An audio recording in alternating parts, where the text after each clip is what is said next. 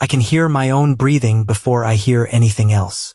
I don't know if it's because the night is so still, or because my ears have decided that the sound of air moving in and out of my lungs is the only thing in the world that matters.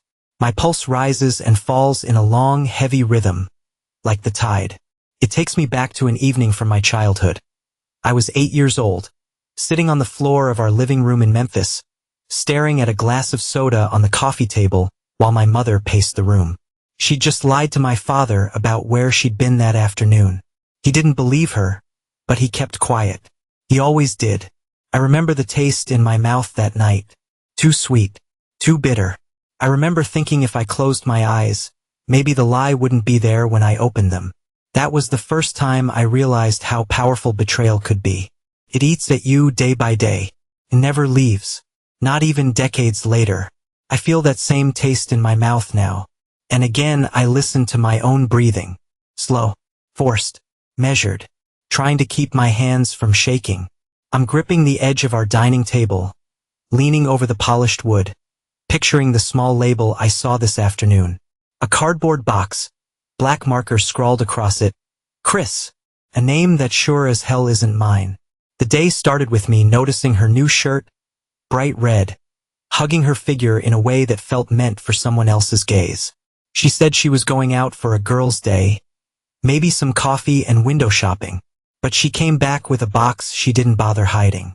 For a split second, I convinced myself it might be a gift for her dad or her cousin. Then I saw the name. That was the moment the floor shifted under my feet. She set the box down on the kitchen counter like nothing was wrong, like she wanted me to see it. Or maybe she was too lost in her own world to realize I was even here. She didn't say a word.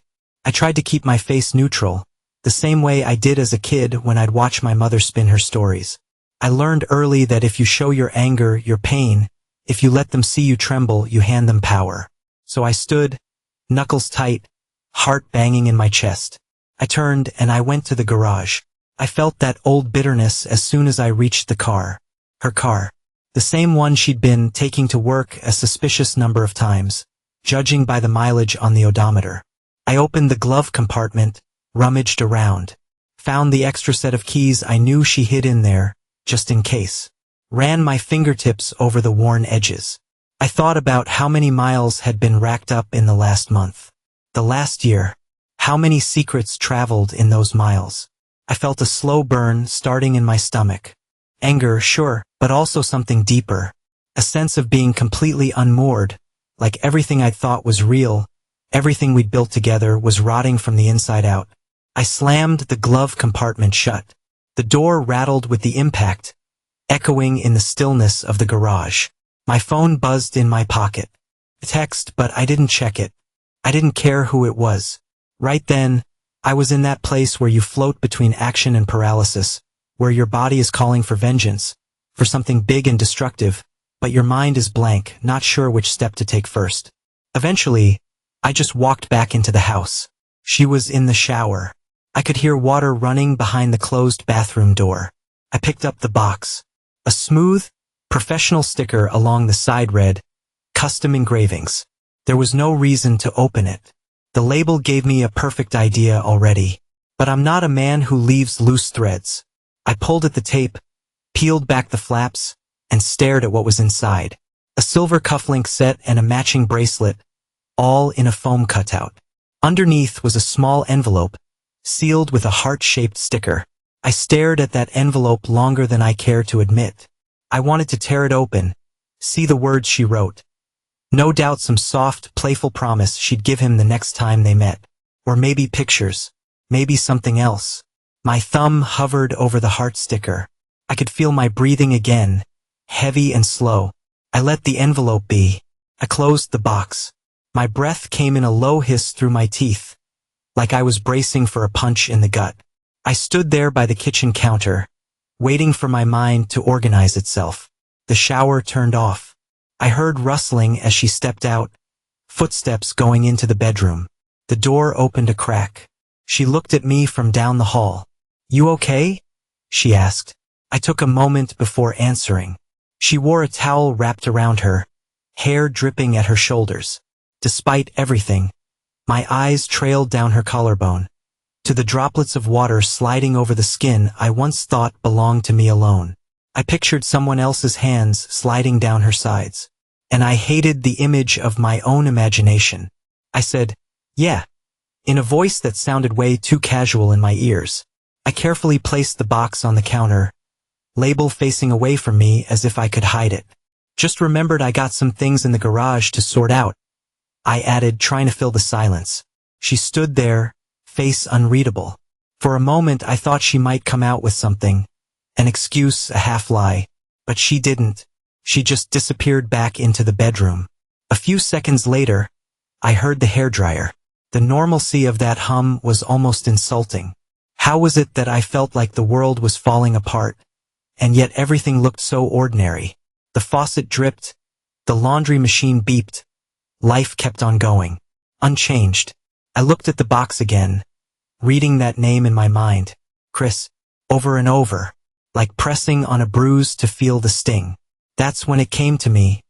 She wasn't even trying to cover her tracks now. Maybe that was the sign. It was real, out in the open, and she'd stopped caring whether I found out. Or maybe she assumed I was too blind to piece it together. Well, I sure as hell wasn't blind. Asterisk. Hours later, I lay in bed, staring up at the ceiling fan. She was next to me, turned on her side, her breathing shallow, presumably asleep. I'm not sure how I fell into that half-sleep that night, but at some point the old memory of my mother jolted me awake. I remembered one of the times she came home with lipstick on her blouse, perfume that wasn't hers, and a nervous smile. My father never confronted her, just mumbled something like, "Glad you're home safe." And me, I just watched from around the corner, thinking maybe I was crazy for suspecting anything. Maybe I was a bad son for imagining the worst. But I had that same sense of dread in my gut, the sense that we all knew but didn't want to say it out loud. In the dark, I felt the sheets shift. My wife's breathing changed. She rolled closer and put a hand on my chest. I felt the warmth of her skin, the faint smell of body lotion. For a moment, I wanted to pull her in, bury my face in her hair, pretend nothing was wrong. But my arms stayed at my sides, rigid and cold. "Babe," she murmured, voice thick with sleep. "You're so tense." I said nothing. If I opened my mouth, I wasn't sure what might come out. Anger, heartbreak, a sob. I swallowed, tried to find that numb place inside my chest.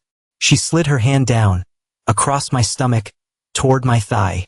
I closed my eyes because I could almost see him in that touch. The idea that maybe she'd touched him the same way, whispered the same words in his ear, made my heart pound. "It's late," I whispered, half apology, half avoidance.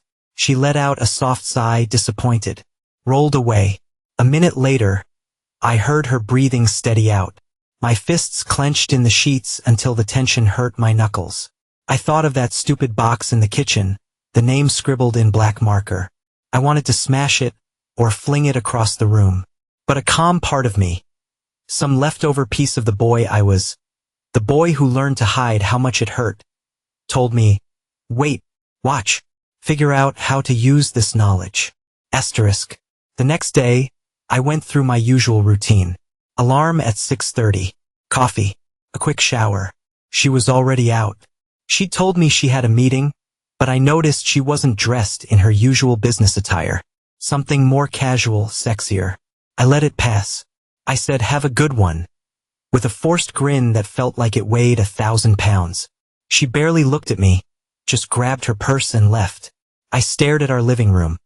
Framed wedding photos, a painting we bought together on our first trip to Denver.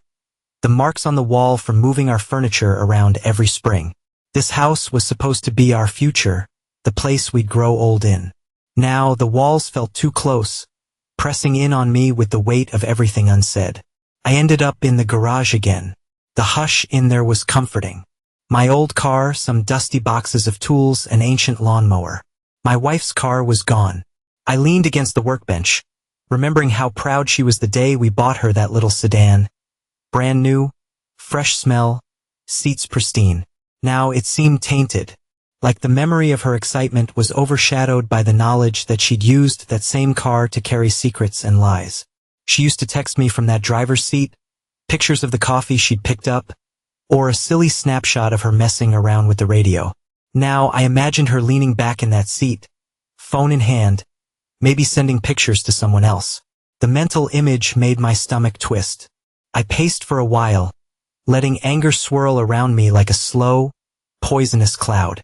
Then I picked up a rag and started wiping the oil from some old wrenches, letting my mind drift. I thought about how I'd feel if I confronted her. Would she deny it or laugh it off or promise she'd end it? Would I believe her? Could I?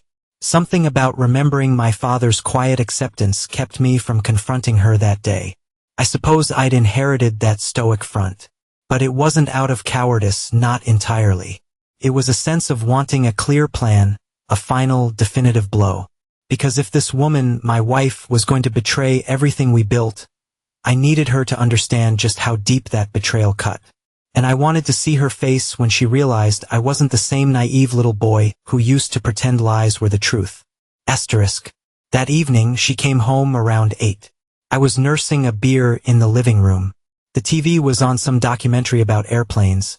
I can't recall a single thing they said, but the noise was comforting.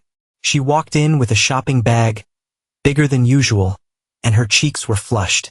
I could smell a whiff of cologne that definitely wasn't mine. She sat next to me on the couch, too close, like she wanted me to kiss her hello. I didn't move. I just stared at the screen. She said, "Long day." I let out a breath. "Yeah." She glanced at my face as if searching for something, maybe a hint of suspicion. She gave me a peck on the cheek, so quick it felt mandatory. Then she went to the kitchen.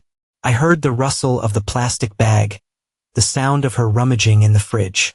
A few minutes later, she reappeared with a bottle of wine and 2 glasses. "Thought we could share a drink tonight," she offered, almost too brightly. I looked at her, seeing the shift in her posture, the way she tried to maintain eye contact. She looked anxious, and that made me certain something had shifted in her world. Maybe she realized I wasn't playing along with her fantasy of normal life. Maybe she saw in my eyes that I knew. But I just took the glass when she poured it for me, sipped once and said, "Sure, let's." We chatted about harmless things. The neighbor's new dog, her coworkers, my job. Each topic felt like a 4-step in a choreographed dance. The tension in the air was thick, but unspoken. Eventually, she excused herself and went upstairs, claiming she had to get some rest. I finished my wine in silence, noticing how my reflection in the TV screen looked worn out, haunted. I thought about the next move. Should I follow her, press her, demand the truth? Or should I do something else entirely? My phone buzzed again. This time I looked. A friend from out of state texting me about an old engine part 1 was selling online. That's when a thought occurred. We'd used Craigslist once to sell a battered sofa, then again to buy some antique chairs for the dining room. As I stared at my phone, a plan started to form. My fingertips tingled. The image of her car, so symbolic of her other life, crystallized in my mind. If I sold that car, it would be more than just a financial move. It would be a statement. You don't get to leave me in the dark. I will do something. I will take away the freedom you used so easily to slip out of my life. I typed a few lines in a Craigslist draft. 2017 sedan, good condition, quick sale, no questions asked. Then I paused, realized what it meant, what it said about me. A part of me worried it was too much. Another part felt an odd sense of grim satisfaction. I saved the draft for the night, deciding to see how I felt in the morning. Asterisk. Days blurred. My wife's routine didn't change. Gone in the mornings, back in the evenings, always a little too late, always with a slight flush to her cheeks. Meanwhile, I drifted through my job, half aware, half lost in planning. I thought about confronting the lover, this Chris guy, maybe calling him or hacking my wife's phone. But that wasn't my style. I've never been the type to throw punches. No, my form of retribution needed to be colder, more measured. At night, I'd sometimes find myself listening to her phone buzz from the bedside table. She'd glance at it, press her lips together, and let the call ring out until it stopped.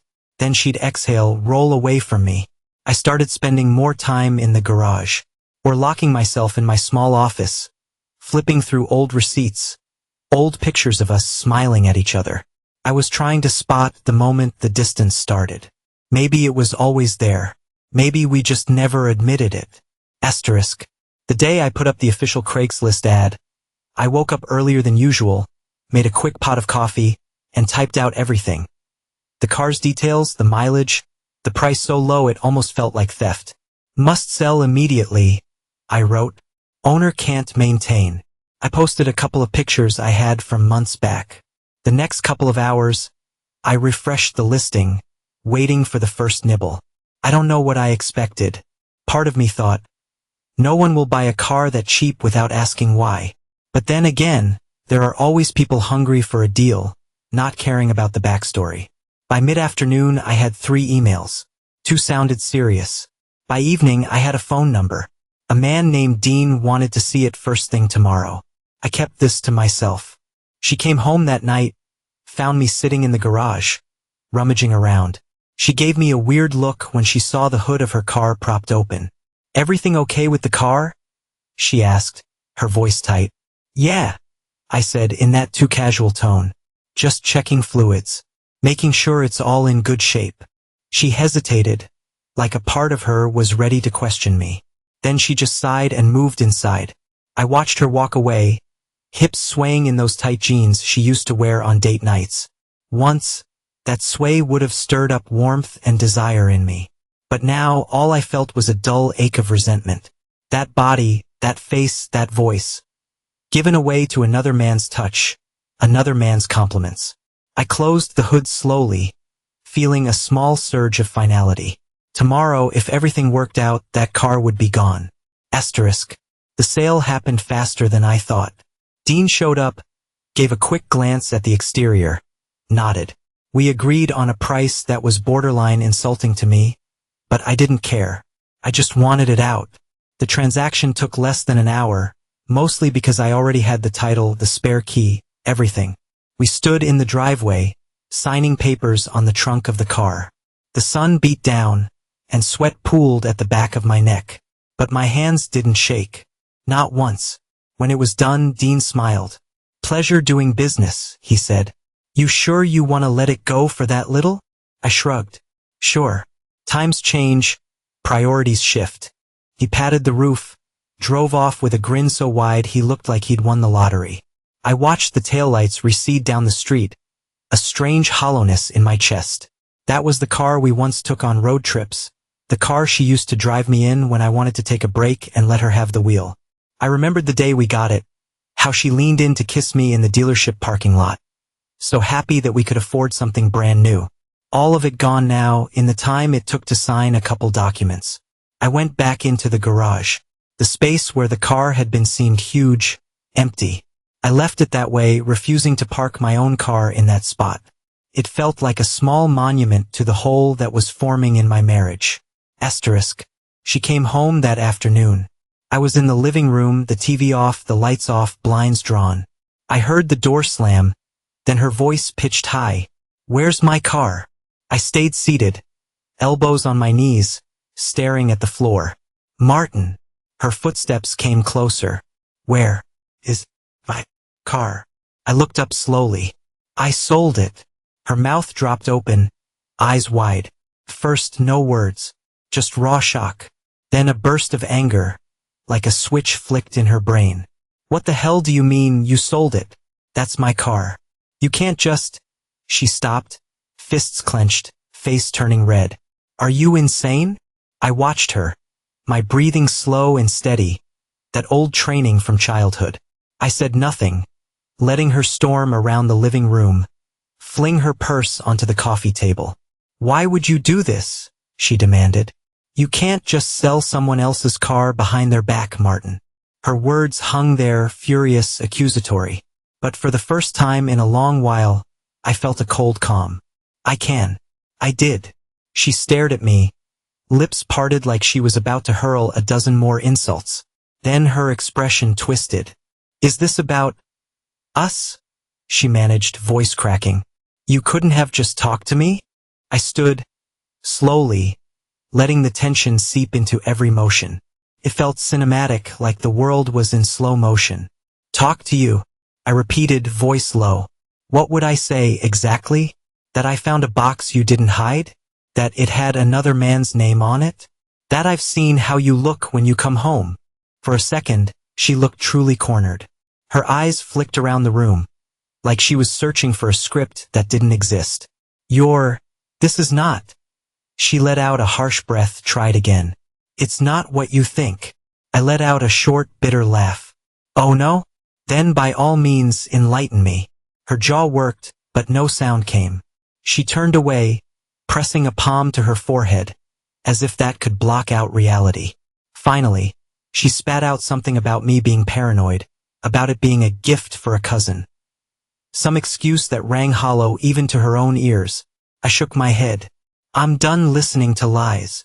She whirled back. You can't just sabotage our lives like this. Selling my car. Humiliating me? You're out of your mind. Her voice rose to a shriek. I'd never heard her that loud, that unhinged. She grabbed a vase from the side table, an old piece of cheap glass we'd had for ages, and she looked like she wanted to smash it.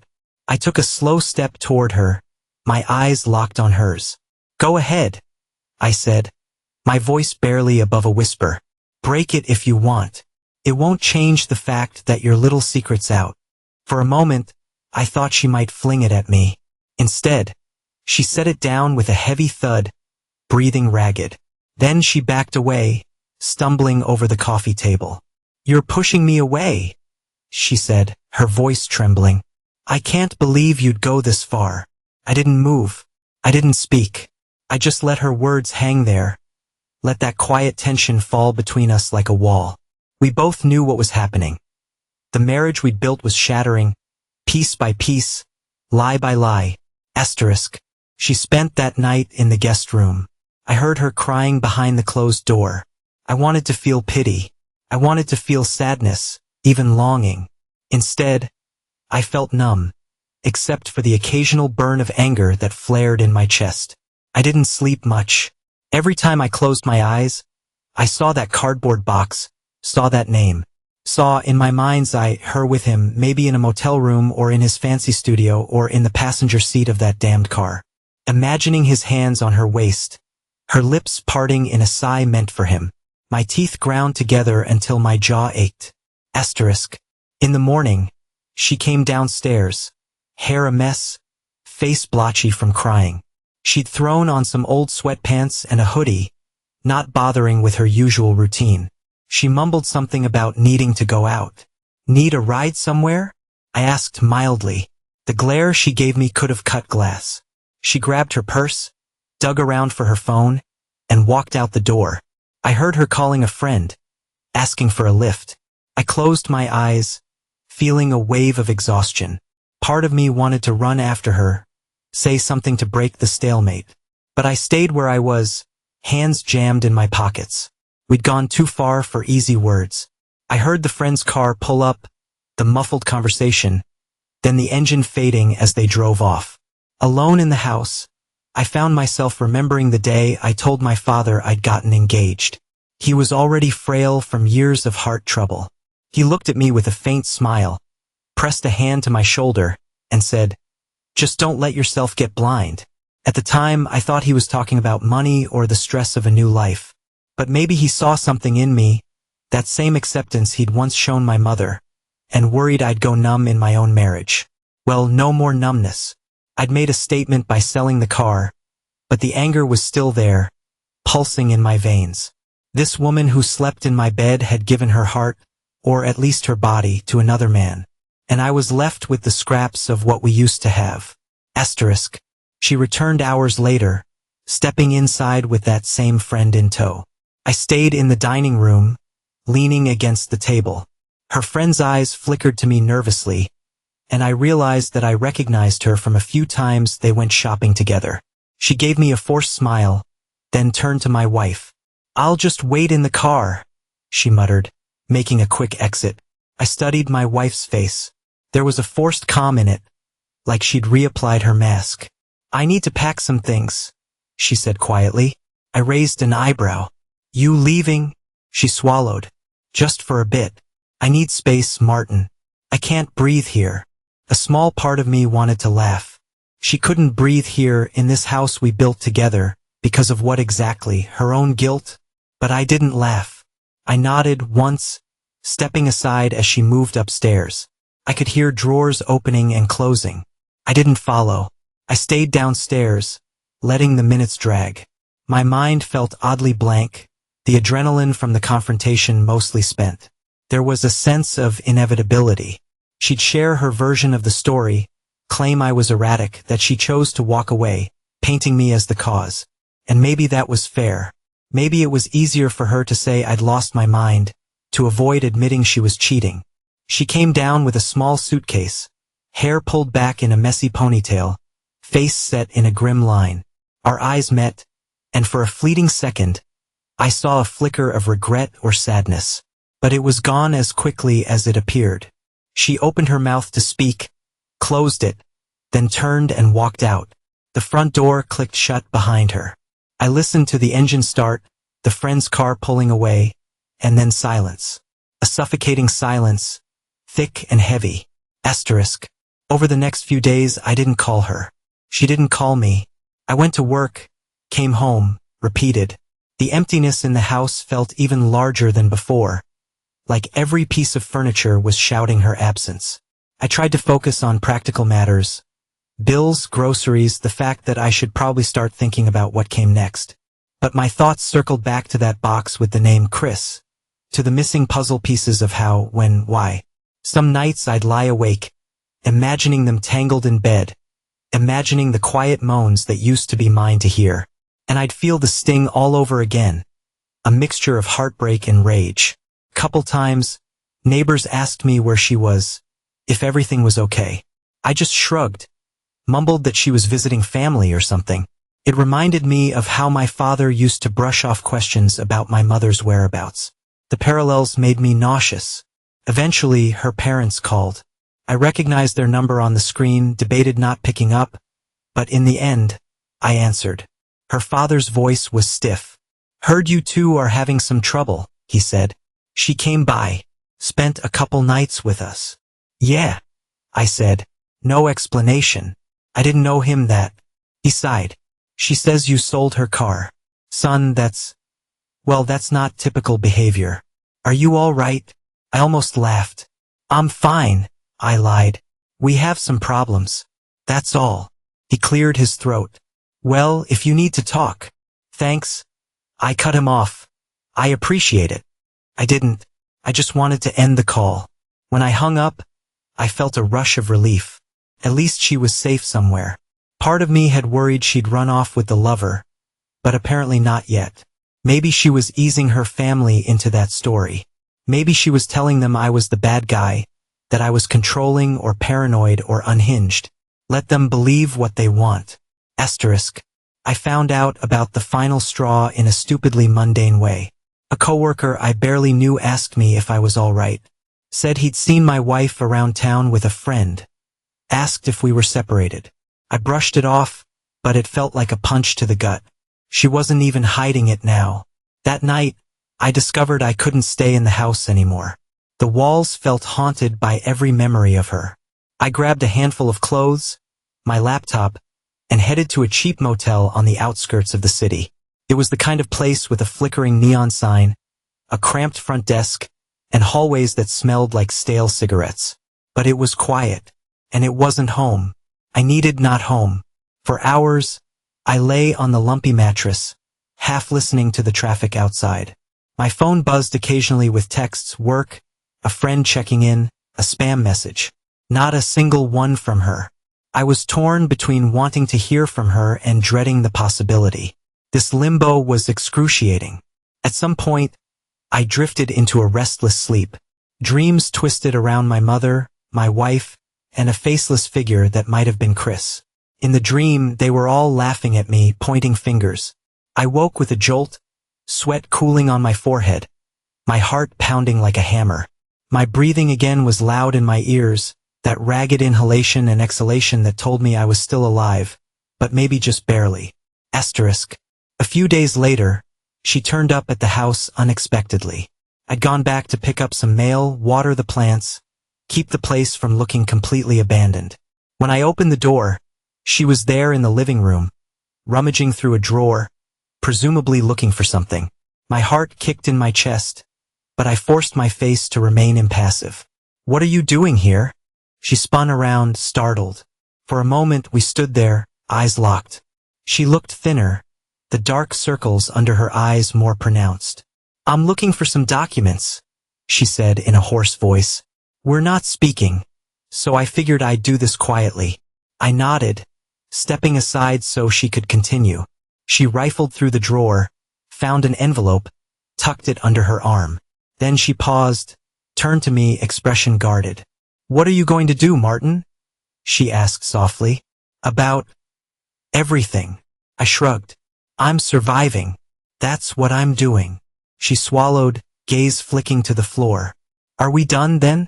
Is that it?" Her voice was barely above a whisper. I wanted to say so many things. Wanted to unleash the fury that had been building for weeks, to demand explanations, to see the guilt on her face. But I found that the anger had burned itself down to embers. In its place was just fatigue, a bone-deep weariness. "Honestly," I said, "I think we've been done for a while. We just didn't admit it." She nodded, tears shining in her eyes, but she blinked them back. "You know, I never wanted to hurt you." I felt a sardonic laugh slip out. "No, you just wanted something else. Something you thought you deserved, right?" She flinched, and that gave me a tiny, vicious spark of satisfaction. But it faded quickly. She stared at me, and I met her gaze, letting silence fill the space between us. Then she turned, hurried toward the door. I followed, not to stop her, but to see her out.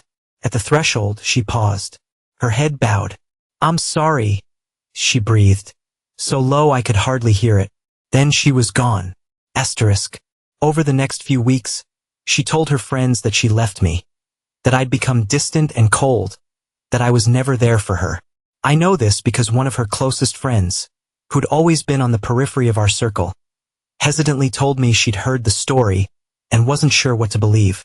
She also told me that one of the others had asked, "But what about those expensive gifts? Where'd they come from?" And my wife apparently hadn't answered. I wasn't surprised. Lies breed more lies, and eventually you can't keep them straight. Let her spin whatever tale she needed. I had no more illusions about rescue or reconciliation. We'd broken each other in ways that words couldn't mend. I filed for separation. The legal part was quick, surprisingly easy. I used some of my savings to rent a small place near my job. Nothing fancy, but big enough for me to breathe. And for the first time in a long time, I found moments of quiet where I didn't feel like screaming or throwing something. I was alone, but in that solitude, I discovered a kind of clarity. I knew I wasn't the naive boy who let lies slide. I'd taken a stand in my own cold way. One evening, sitting on the sagging couch of my new rental, I found myself holding the only piece of her car I'd kept, the keychain. A tiny plastic fob with a picture of us from years back, smiling in front of Niagara Falls. She'd left it in a drawer. I rubbed my thumb over the faded image, recalling the swirl of mist around us that day, how she giggled when the wind whipped her hair into our faces. We looked happy. Maybe we were. But it was a happiness built on illusions, her illusions of something bigger, my illusions of loyalty. I thought I might cry, but the tears never came. Instead, I felt a sensation like a vice loosening around my chest.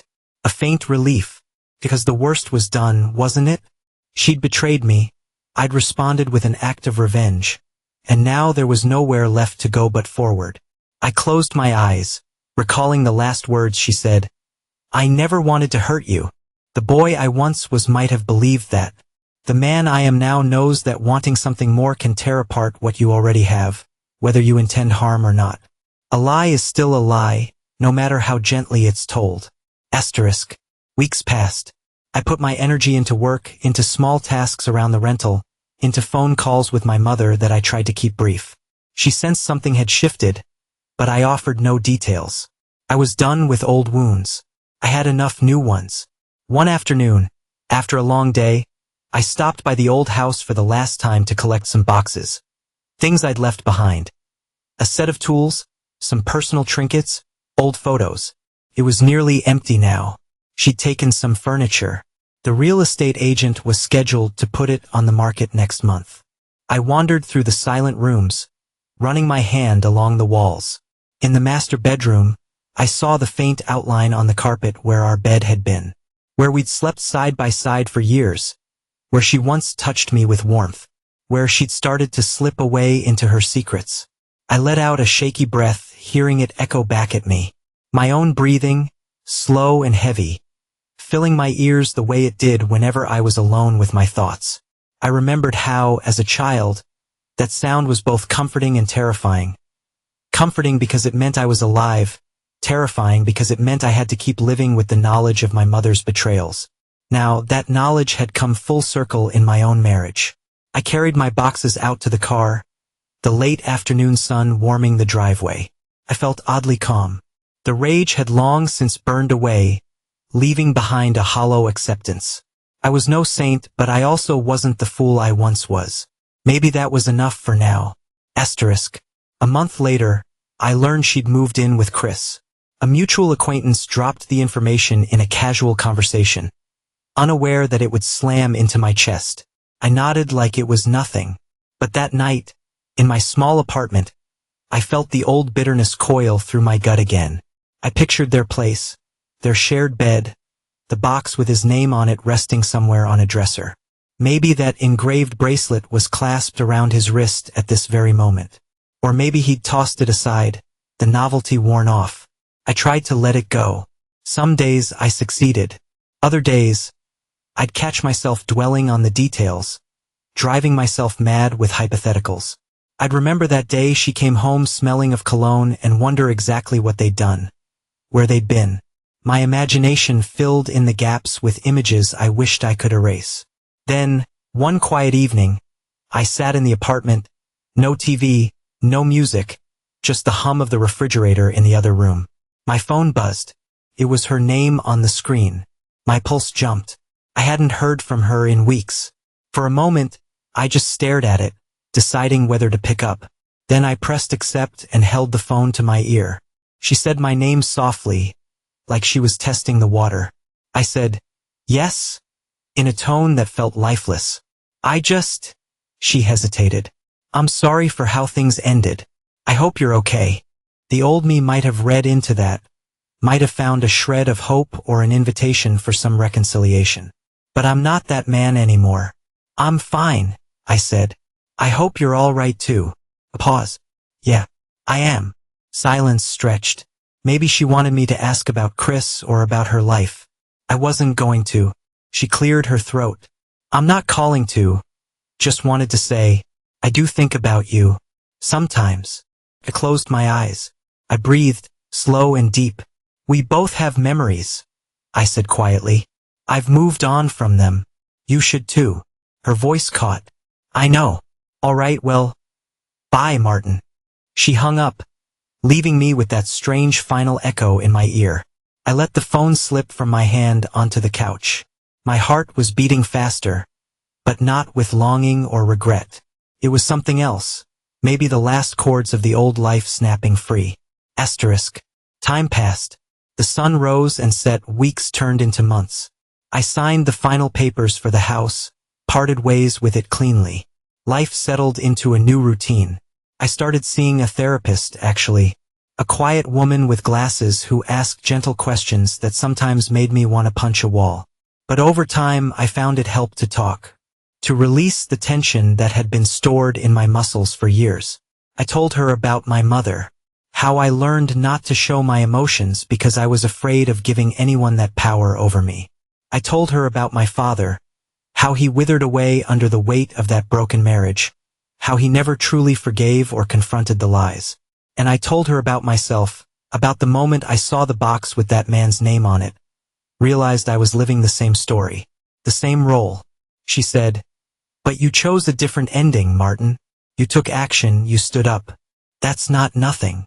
I stared at the pattern on her office rug and felt something inside me ease. Asterisk. Now, I sit here in my apartment, listening to the hush of traffic from the street below. I can still hear my breathing if I concentrate, slow and rhythmic. My hands rest on my knees, not trembling. For once, I feel the absolute stillness in my own body.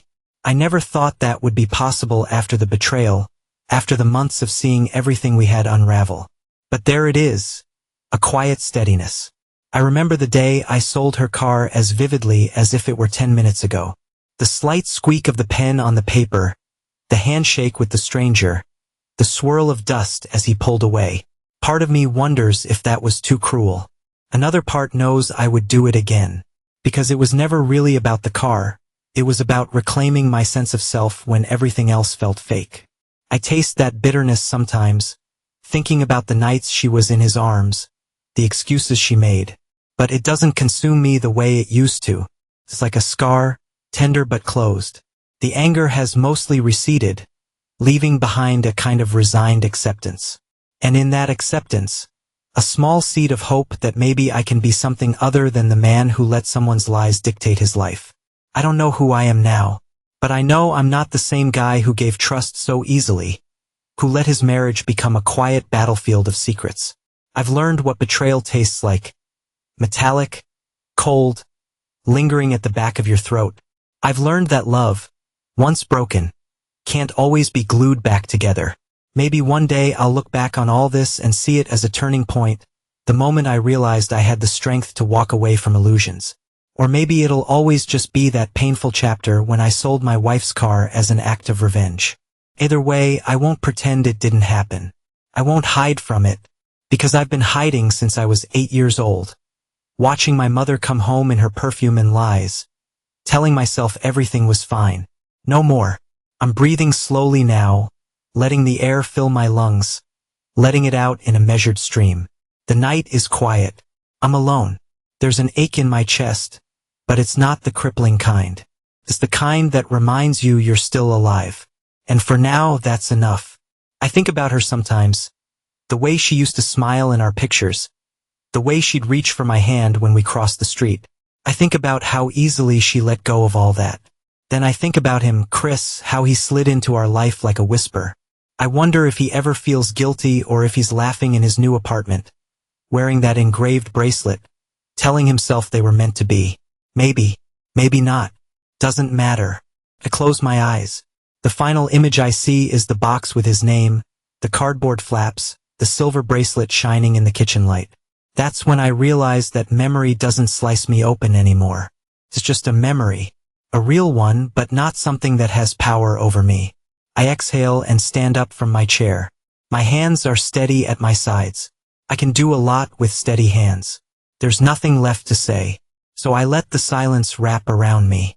It feels strange, being alone like this, but also a relief.